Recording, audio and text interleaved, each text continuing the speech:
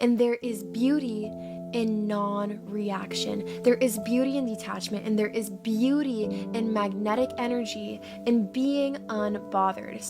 The biggest word of advice that I have for you is you need to remember who you are, okay? Some things you don't need to fully figure out. Some things you just have to decide. You have to remember who you are, remember how amazing you are, and stop allowing yourself to be so emotionally disrupted and attached to somebody in a way to where you can't even enjoy yourself anymore.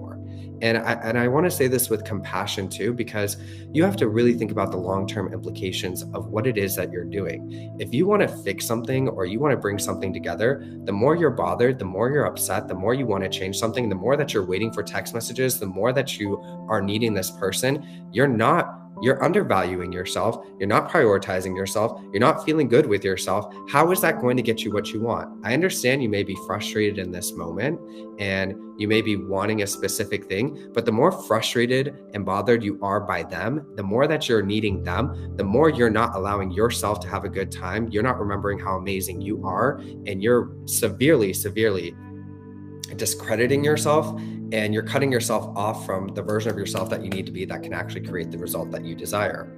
The next time you're in a situation where you feel yourself about to emotionally react, before you respond, take a moment to pause, put your hand on your heart, and take a deep breath.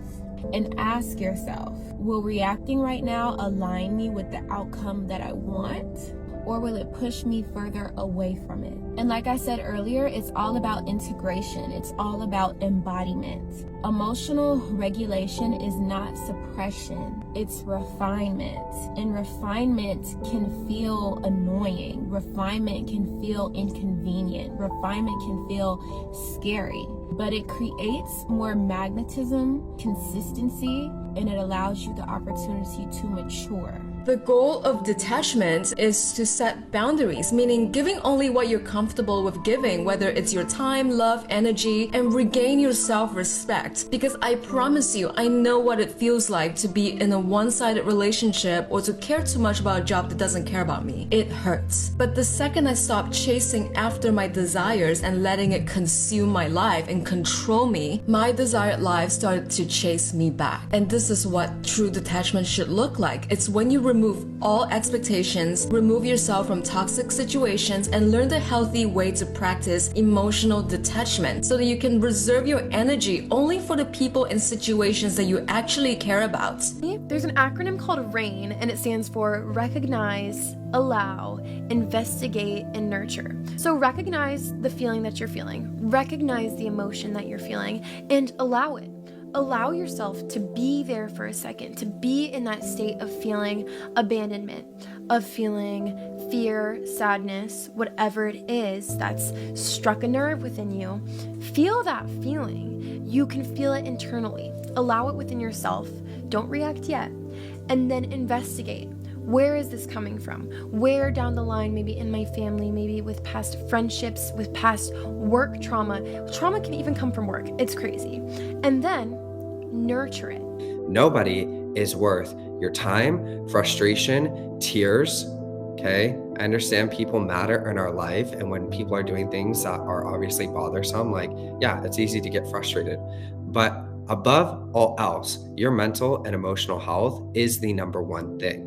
And in order for you to create the results that you desire in your life, you need to feel confident with yourself. You need to remember who you are, and you need to decide to feel good within yourself, happy right now, loved within yourself, beautiful with yourself right now, confident with yourself right now, because that version of you that knows their worth, that is confident with themselves, that's the version of you that your person is in love with. We take control over ourselves, we take control over our story. We don't try to control the external, because you can never control the external. You can't control another person, you can't control circumstances. All you can control is yourself, and your emotions are within yourself. So we start there. You stop obsessing over people and things. They cannot control you. And then you're not going to expect anything anymore because you stop chasing, and then when you do that, you will gain everything back in return. In fact, even the concept of love, the kind of love that's with without attachment, without obsession, without any strings attached, is actually the most true and pure type of love. And practicing detachment truly lets you give and receive real love, even if it's the love that you give to yourself, and especially if it's the love that you give to yourself. The fastest solution to getting what you want is to stop focusing on it, stop being bothered.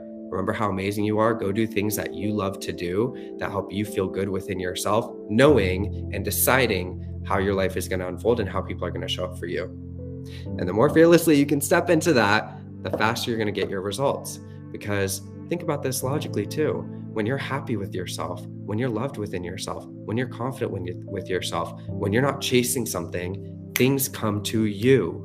That's what manifesting is. You're attracting. So what is the most attractive version of you? The most attractive version of you doesn't really give a fuck about what other people are doing, decides to have a good day and knows what is going to happen in their life and feels very confident with that and decides to continue to do things that they love. If someone doesn't appreciate you enough to see your worth and treat you properly, walk away. Let them stay where they are. It's not your job to teach someone how to treat you. It's not your job to tell them why they wronged you. When someone shows you how they feel about you, don't try to paint a different picture, because people will show you exactly how they feel about you with their actions. So stop trying to ask questions, stop trying to paint a different picture and make something else true and protect your idea of them in your head. Let them show you how they feel about you, and don't try to twist it a different way. It's not your job to make excuses for people. It's not your job to manipulate the situation to get it to work out in your favor, to get them to like you. It's not your job. So learn how to let go and let them.